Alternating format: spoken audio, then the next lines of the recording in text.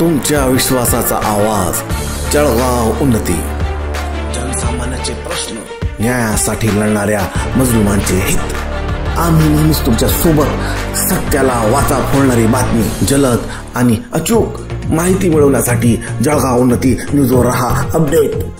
जळगाव जामोद येथे अवैध दारू विक्री विरोधात नागरिकांचे उपोषण सुरू। जळगाव जामोद 7 फेब्रुवारी। जळगाव जामोद येथील प्रवीण भीमराव तायडे आणि भीमनगर परिसरातील स्थानिक रहिवाशांनी सहाय्यक निबंधक सहकारी संस्था आणि सहाय्यक सावकार निबंधक कार्यालयाकडे निवेदन सादर केले आहे। या निवेदनात कॉटन मार्केटच्या उपसभापतींनी इनामाता मंदिरासमोर ईश्वर हॉटेल सुरू केले असून त्या ठिकाणी अवैध देशी दारू विक्री सुरू असल्याचा आरोप करण्यात आला आहे। स्थानिकांच्या मते या हॉटेलसमोर मंदिर आणि बस स्टॉप असल्याने मोठ्या संख्येने प्रवासी, विद्यार्थी, महिला आणि वयोवृद्धांची वर्दळ असते।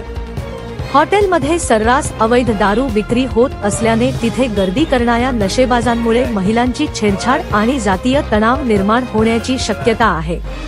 प्रशासनाच्या दुर्लक्षामुळे उपोषणाची वेळ। शाळेच्या रहदारी राहते, तिथे ते दारूचं दुकान आहे। त्या दारूच्या दुकानामधून जो निघणारा जो माणूस असतो दारू पिलेला, त्याच्यापासून तिथे छेडछाडीच्या प्रकार घडू शकतात किंवा तिथं काही जातीय वाद होऊ शकतात। त्याच्यामुळे ते ठिकाण कायमस्वरूपी बंद करावे, जेणेकरून तिथून शांतता आणि चांगल्या गोष्टीचा म्हणजे मार्ग निघेल।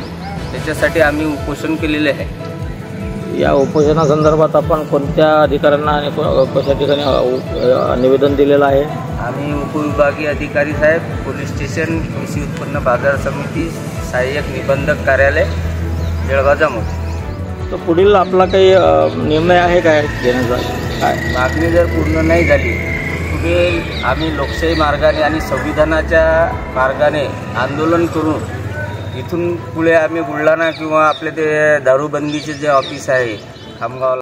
स्थानिक नागरिकांनी पोलीस स्टेशन आणि कॉटन मार्केट प्रशासनाकडे अनेक वेळा तक्रारी केल्या होत्या, मात्र कोणतीही कारवाई झाली नाही। उलट अवैध दारू विक्रेत्यांना प्रशासनाकडून सहकार्यच मिळत असल्याचा आरोप निवेदनात करण्यात आला आहे। निवेदनात प्रशासनाला ठोस पावले उचलण्याची मागणी करण्यात आली होती।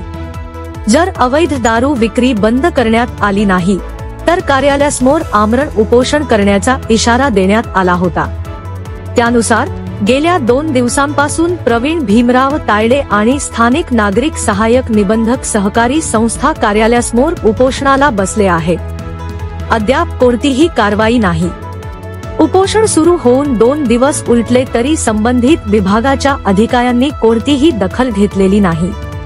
यामुळे स्थानिक नागरिकांमध्ये संतापाची भावना निर्माण झाली आहे।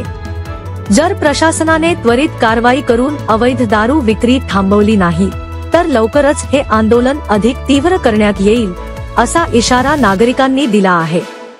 स्थानिक प्रशासनाने या समस्येकडे गांभीर्याने लक्ष द्यावे, अन्यथा जनतेचा रोष अधिक वाढू शकतो आणि कायदा सुव्यवस्थेचा प्रश्न निर्माण होण्याची शक्यता आहे।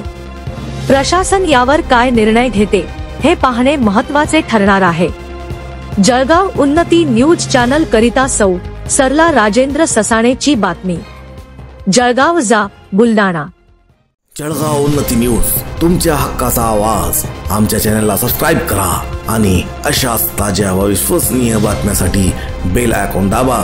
तुमच्या विश्वासावरच उभे राहतो जळगाव उन्नती न्यूज।